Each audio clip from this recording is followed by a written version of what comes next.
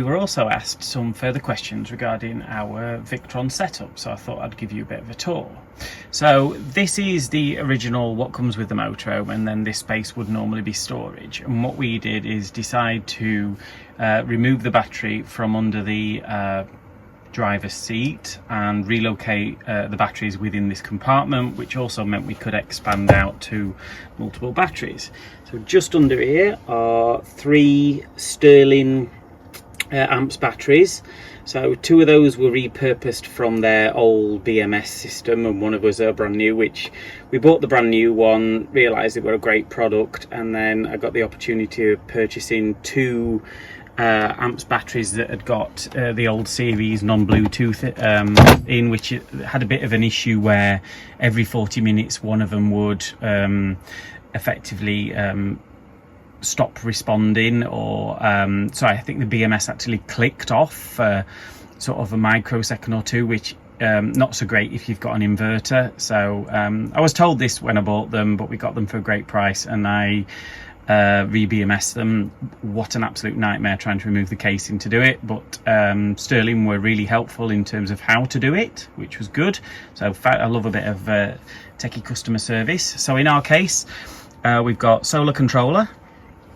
Stuffed down right at the back over here is our battery to battery charger. So we've got an Orion TR, and then I'll just see if I can actually move this plate back. Yep, there you go, you can see the TR now.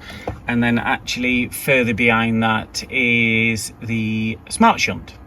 So down the side we've got a I think it's 1600, I think it's a 1600 VA multi-plus, and then we've got the Lynx distribution system. So what we did with this one is actually, this is just DC power in, and I found a little hack online in terms of how you could install fuses in this, which makes it more like the Lynx distributor but without the fancy lights on. Now as you can see, these are so close, be absolutely of no use to us to anyway in terms of seeing the lights. So yeah, that was a great little hack in terms of making that work for us.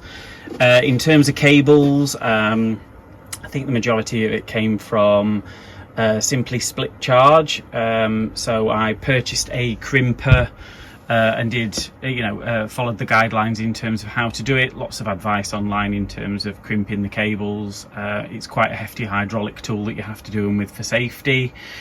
We've got total battery shut off, and then we've also got auxiliary fuses. And these are for additional sockets or that we've run within the motorhome. So one of those goes out towards the garage, and that provides our fridge, and also I think we've got an auxiliary charger on here somewhere. So yeah, that was a great little find as well, nice and sort of airtight in there, and say we had to measure everything so it just didn't smash the top of this when it shuts down. But in terms of this box, so we could have gone for ultra lightweight ply, but for actually the volume of material we needed to do this nice box, what I actually opted for is a little trip to B&Q for 12mm softwood. Is it softwood ply? I think it is. It's the lighter colour one of the two anyway. It is actually quite lightweight. Birch, it might have actually been birch ply, and then what I did is just use some Fablon to sort of tie it in with the driftwoody type theme with the rest of the van. Then these are just 2 aluminium extrusions that we've got that obviously just form that nice edge and neaten things off, and I think, to be honest, it looks like it came with the van, or don't you think the same? So yeah, I worked quite hard to make that look nice and integrated. So yeah, that's our Victron setup. Oh, I do need to mention down the side as well. Ooh, can't really reach. I'm trying to do this one-handed. So all the communication goes back to our Raspberry Pi in terms of for the VE bus. So there's a powered USB hub that comes from the Pi, which is up there. So it comes down that cupboard, this one here, and then comes down this corner and then drops below, and then all the connectivity is done via this little hub here. So yeah, all the cables, and that was a nice way of getting all those cables back, having to, rather than reroute them, it's just one single USB that pops down to there to give all the comms to so that'll be the that covers the solar charger and the inverter and the smart shunt, and they all go into this.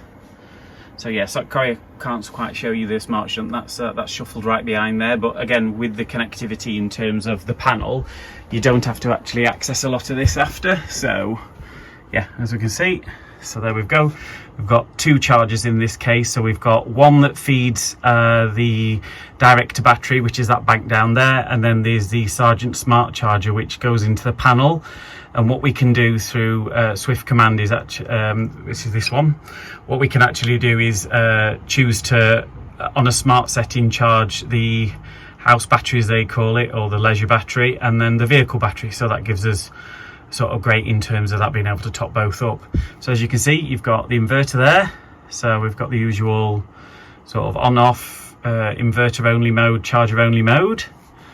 Oh, excuse me. And then from the back panel, we've got, you can select grid, and then you can tell it what kind of hookup you're on when it selects. There we go. So yeah, you can choose what sort of the power settings. When we're home on the drive, we just set that to 10 amp. So it knows that in terms of where it needs to do power assistant, and also work out what the charge rate is. But yeah, there we go.